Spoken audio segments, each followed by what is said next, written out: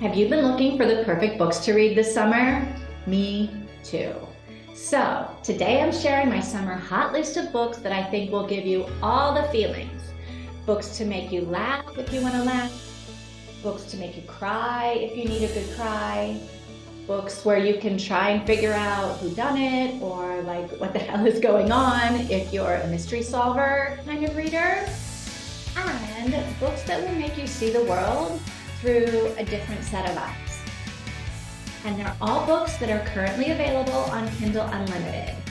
So if that sounds good, hit that like button. Here we go.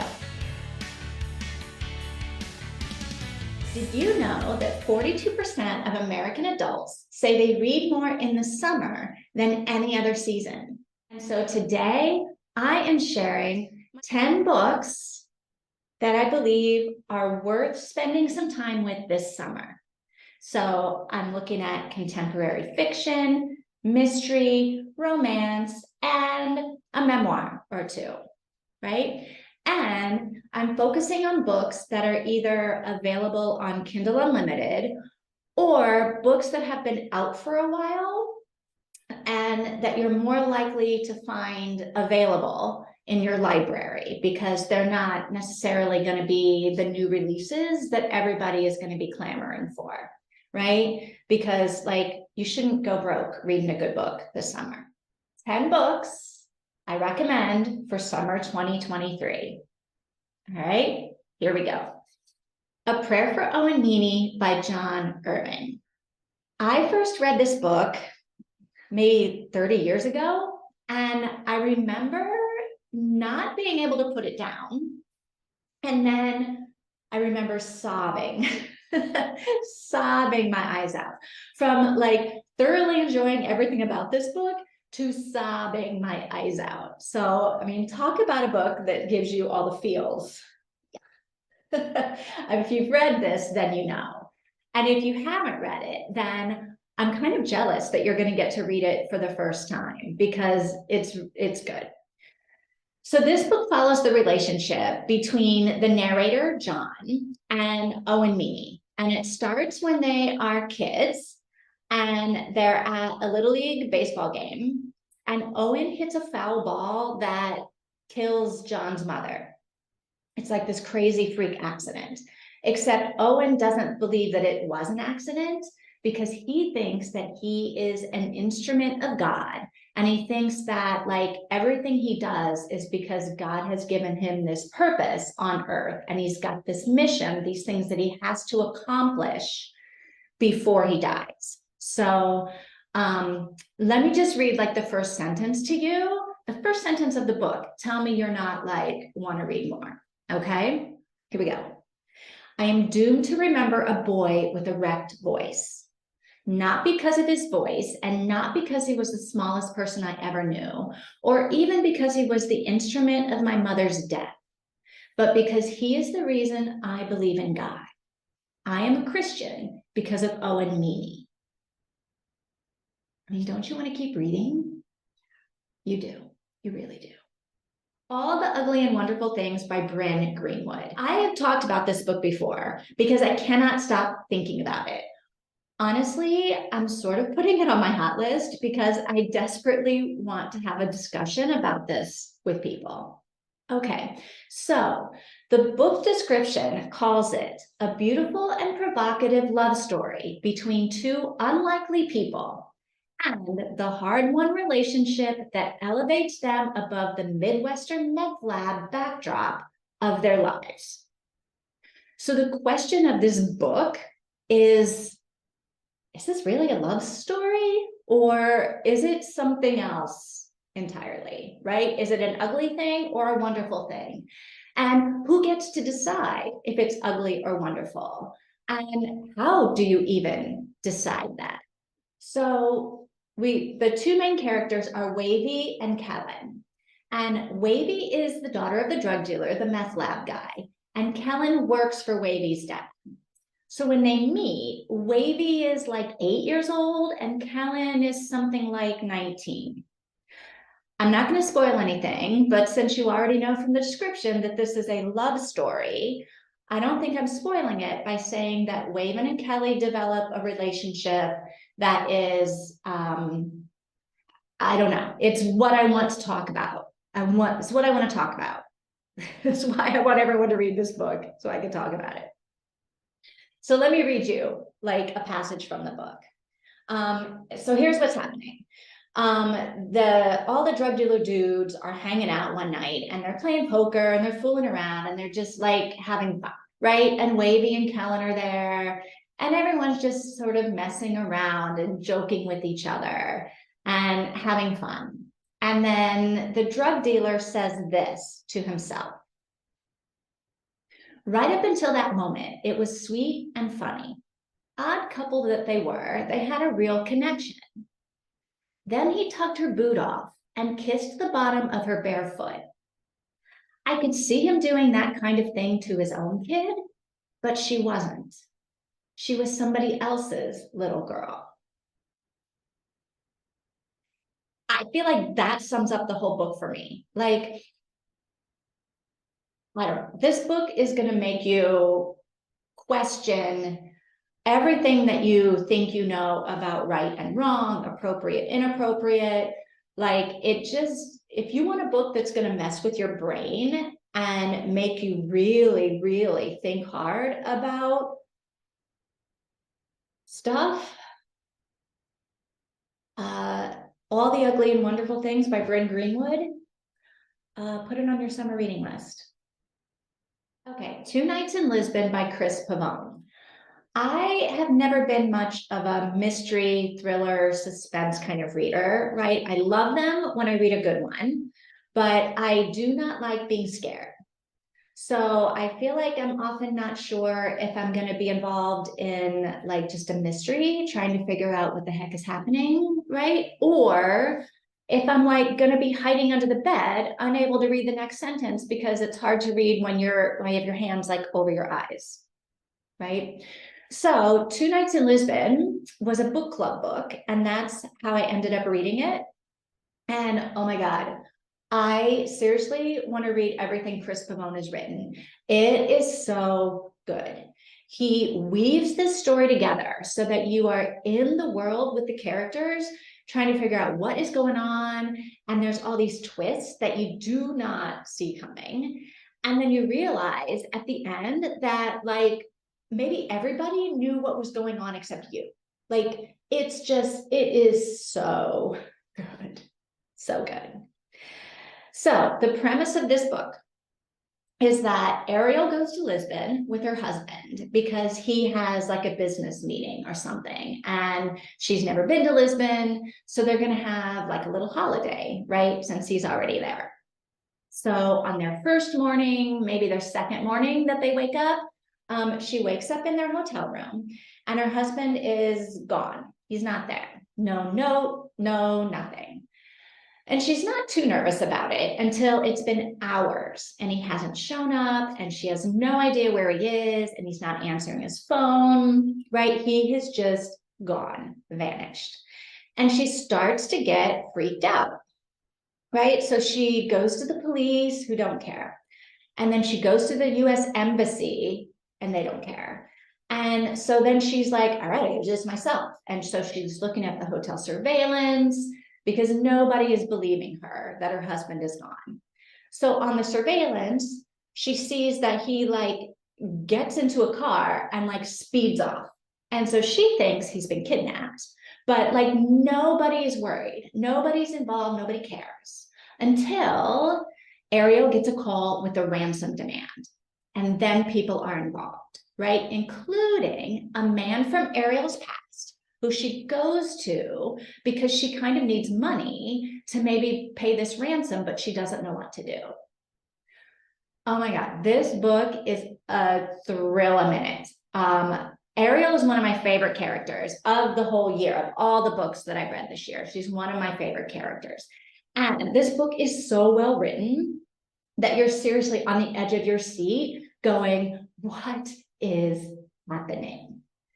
Two Nights in Lisbon, really good, really, really good. This Is How It Always Is by Laurie Frankel. I love this book. I love this book. So let me read you the description of the book from the author's website, just to give you a little taste. All right. So when Rosie and Penn and their 4 boys welcome the newest member of their family, no one is surprised it's another baby boy. But at least their large, loving, chaotic family knows what to expect. But Claude is not like his brothers. One day he puts on a dress and refuses to take it off. He wants to bring a purse to kindergarten. He wants hair long enough to sit on. When he grows up, Claude says, he wants to be a girl. Rosie and Penn aren't panicked at first. Kids go through phases after all, and make-believe is fun. But soon, the entire family is keeping Claude's secret until one day it explodes. This Is How It Always is a novel about revelations, transformations, fairy tales, and family. And it's about the ways this is how it always is. Change is always hard and miraculous and hard again. Parenting is always a leap into the unknown with crossed fingers and full hearts. Children grow, but not always according to plan. And families with secrets don't get to keep them forever. So it sounds like this is like a really deep book, and it's a very deep subject, but I laughed so much. Rosie and Penn and the boys, oh my God, I laughed at them. I laughed with them. I worried about them. But most of all, this book really made me like think about things I hadn't thought about before, right? It opened up this whole world to me that I really didn't have any experience with. In my own personal life or in the lives of anybody that I personally knew. And this is why we read. This is why I read, right? To understand people, to experience how to navigate the world in a way that is different from the way that I navigate the world, to like put myself in somebody else's life. And it just, I love this book. I loved it. It's on my summer reading list. It was my book of the year last year. And so 100% recommend it. This Is How It Always Is by Laurie Frankel. The Magic of Found Objects by Maddie Dawson. Okay. I need to tell you that I am in my Maddie Dawson era. I want to be friends with all of her characters, and I want to live in the same towns with them, and I want to know them, and I want to hang out with them. And these are my people, which is to say they are hilarious and they are real and they struggle and they laugh and they are depressed sometimes and they are trying their best all the time. So this book is about Franzi and whether she will marry her best friend from kindergarten, who is like her best friend, right? He's safe. They've known each other forever. They know all of the annoying habits and they're okay with them. They never run out of things to talk about. I mean, it's a little bit boring, right? But they just get along so well. And they're not repulsed at the idea of having sex with each other. And neither one of them has a love life and time is ticking. And so maybe they should get married. Right? I don't know. Judd asks, Franzi says yes. Finally, because she's like, I guess maybe this is love. So they're planning the wedding. And while that's going on, Franzi is getting all kinds of advice about love from her friends, from her stepmother, because she's just sort of like not sure, right? And then her mother comes back into her life because she's got these like weird, vague messages for Franzi from the universe, right? The universe has a message for you. I don't know. And then, of course, she meets someone new who is super charming. And she's like, should I be falling in love with charming guy or my best friend? Like, what should I do? I don't know. So what I love about the book is that it's funny and hilarious, but it also really gets into this whole idea of what is love? Like what would make like a good life partner? Is it like, do you marry someone with passion? Do you marry someone who's your best friend? And if you could only have one or the other, well, which one do you pick? Right? It's a good question. What I also love about this book is the characters in the book. Franzie's stepmom, Franzie's birth mom. These are three different women with three different life experiences and really different perspectives on life and love and relationships and risk and like what's important at the end of the day. Right. So I love the way these women interact with each other, how their histories like impact their advice to each other. I mean, yeah, it's awesome. It's lighthearted, it's fun, it's funny, but it's also really sweet. And like, it's just perfect for a summer weekend, right? It's perfect. Out of Africa by Karen Blixen. I had a farm in Africa at the foot of the Ngong Hills. I mean, I don't know what it is about that first line in this book that just like it makes me relax and smile and it sort of gets me dreaming. I don't know. Maybe it's because I'm hearing it in Meryl Streep's dreamy voice in my head. I don't know. Maybe, I don't know. I don't know. So if you don't know, this is the story about a woman who moves to another country, right? She moves to Africa and she just falls in love with the people and with the land and the landscape. And she has this like torrid love affair with Dennis Finch Hatton. And I mean, it's just got all the ingredients for a perfect summer read. Love, adventure, betrayal, happiness, travel, new beginnings, failures, right? It's just got it all. This is my favorite movie of all time. I mean, because of Meryl Streep, Robert Redford, and because of the story. And the story is here in this book, and the book is great. American Dirt by Jeanine Cummins. So this is a story about the journey from Acapulco to the southern border of the United States. It's a trip that is taken by a group of different people trying to get to the US for a lot of different reasons, but mostly because they want or need a new life. The main character in the book is a woman who is forced to flee Mexico with her little boy after a drug lord murders her journalist husband and her entire family at a family barbecue. It's a total massacre, and she and her son are not killed because her son had to go to the bathroom. And so she took him to the bathroom, and they were in the bathroom when the killers massacred their family, and somehow the killers missed them. But now they have to get out of Acapulco because the killer is still after them. And so it's about how they do that. Like the decisions this woman has to make about where to go and how to get there and who to travel with and who to trust and who not to trust. And it is a harrowing journey for the woman and her boy, but also for all the other people that they travel with. There is danger everywhere. And there are just bad things happening and people getting lucky and people getting so unlucky that you just want to cry.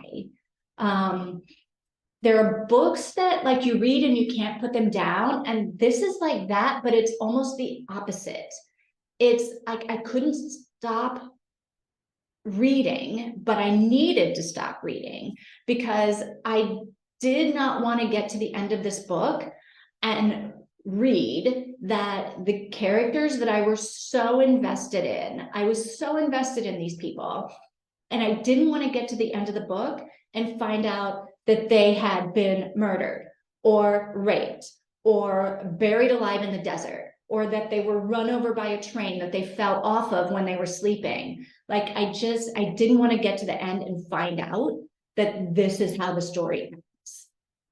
So, I mean, I'm like stressed out right now, just like even telling you about it. I don't think I've ever been more invested in characters in my life. Like, more invested in like wanting these characters to like succeed and to like be alive and happy at the end of the book. I wanted it so badly for them.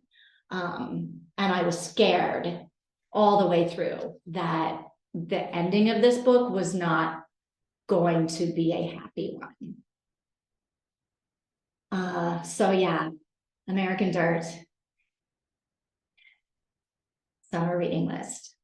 A Faraway Smell of Lemon by Rachel Joyce. So this one is a short story that is maybe the best short story I have ever read. It is only 24 pages, but it gives you all the feels. So this little story is about a woman named Meany, and it's Christmas time, and her husband has just left her, and she is like so sad and depressed that she can't even like, she hasn't done anything to decorate the house, right? It's Christmas Eve, she's got kids, she's done nothing to decorate because she just is in this space, right? So she goes out to do some errands, and she ducks into like a cleaning shop to avoid a conversation with somebody, right? As we do. And what happens in this cleaning shop, she has a conversation with this salesperson, and like, it just all comes tumbling out. So I don't know how she does it, but in 24 pages, Rachel Joyce has me laughing out loud with Benny. And then I'm all like pressing my hand to my chest because it just hurts, but like in a good way, in a way that's like, man, life is hard sometimes and lonely and sad, and terrible things happen to all of us. And yet we can go on, and we do go on, and everything is going to be okay. I mean, if you want the feels, you're going to get them here in just 24 pages. All right, Everything I Know About Love by Dolly Alderton. So, true confession, I haven't read this book yet. I've only read the first chapter, and I am so intrigued that this is going on my personal list for this summer, right? And I'm sharing it with you because I feel like it's going to make me laugh, and it's going to make me think. And it feels like a book that could just make me go, yes, when I'm reading it, right? A book where I recognize myself, right? Teenage me, college me, starting out in my first job me, dating as an adult me, right? Whatever. I feel like it's a book where you recognize yourself and go, yeah. So let me read, here, this is from the book blurb. All right. Glittering with wit and insight, heart and humor, Dolly Alderton's unforgettable debut weaves together personal stories, satirical observations, a series of lists, recipes, and other vignettes that will strike a chord of recognition with women of every age, making you want to pick up the phone and tell your best friends all about it. Like Bridget Jones's diary, but all true. Everything I Know About Love is about the struggles of early adulthood in all its terrifying and hopeful uncertainty. It's written a little bit like a series of short essays, which I like, right? And so the first chapter that I read is kind of like a list, and it's titled Everything I Know About Love as a Teenager. And she just sort of like lists off things that are pretty much what I thought love was like when I was a teenager too, right? Things that now that I'm older, I realize, yeah, that's exactly what love is like. And yeah, that's exactly the opposite of love. So it is witty, and it just rings true. And so I'm going to give this one a go this summer. And I think you should too. 9 Perfect Strangers by Liane Moriarty. Okay, I'm a Liane Moriarty fan. Ever since I read Big Little Lies and then Truly Madly Guilty, The Husband's Secret, The Anniversary, right? I love the way she writes. I love the stories that she tells. So when this one popped up in my Kindle recommended email last year, you know, the stuff that they send you, we think you might like this book. I was like, oh yeah, I'm in. So here's the blurb from the back of the book. Could 10 days at a health resort really change you forever? In Liane Moriarty's latest page turner, 9 Perfect Strangers are about to find out. Okay, like you don't have to go any farther for me. I'm in, right?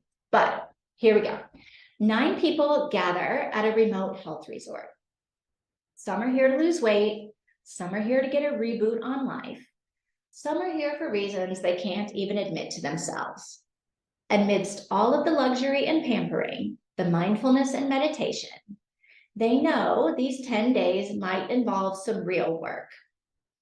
But none of them can imagine just how challenging the next 10 days are going to be. So here's what I love about this book. You've got 9 characters who all have different stories. And they're all woven together in a way that I know, because I know Liane Moriarty, it's going to be smart.